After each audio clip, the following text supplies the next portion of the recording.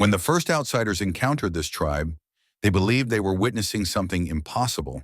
Bodies deliberately altered, rituals that appeared painful, extreme, and completely irrational.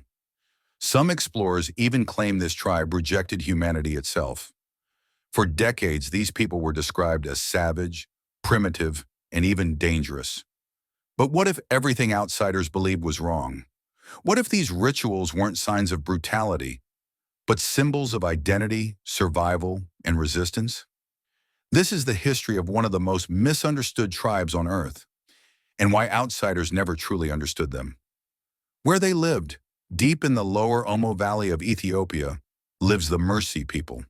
For centuries, they lived in near isolation, surrounded by harsh landscapes, wild animals, and limited resources.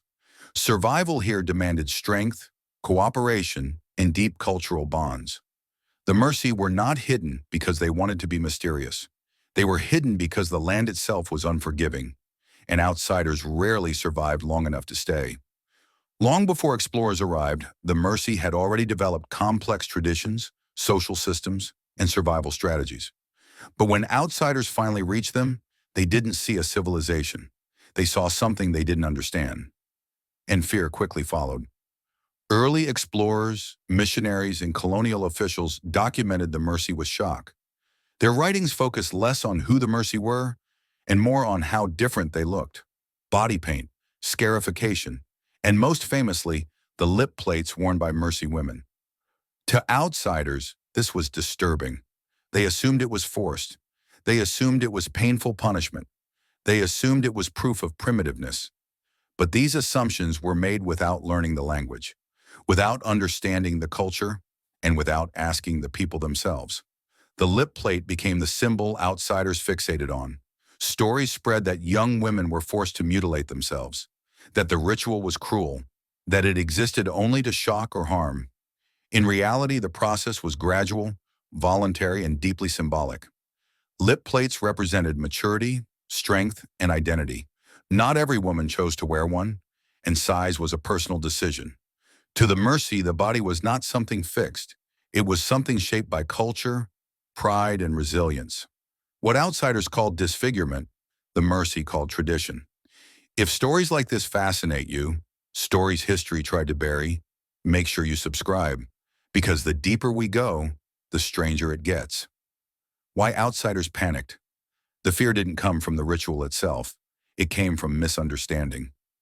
European standards of beauty and normality were treated as universal truths. Anything different was labeled abnormal, and anything abnormal was feared. The Mercy didn't fit colonial expectations. They resisted control, they defended their land, and they refused to abandon their traditions. So the narrative became easier. They are dangerous. They are backward. They are uncivilized. History shows this pattern repeating again and again. The truth behind the myth? Modern anthropology tells a different story. The Mercy are not violent by nature. Their rituals serve social balance, not chaos. Their body modifications are cultural expressions, no different in purpose than piercings, tattoos, or cosmetic surgery elsewhere in the world. What changed wasn't the tribe. What changed was understanding. When outsiders finally listened instead of judging, the mystery disappeared. Not because the Mercy changed, but because the narrative did. The history of the Mercy isn't just about one tribe. It's about how easily fear replaces understanding, how quickly difference becomes danger, and how often history is written by those who refuse to listen.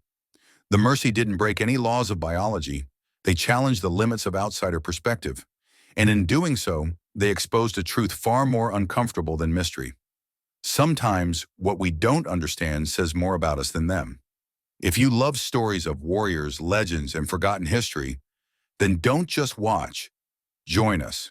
Subscribe to The Hidden Past, where history lives and legends never die.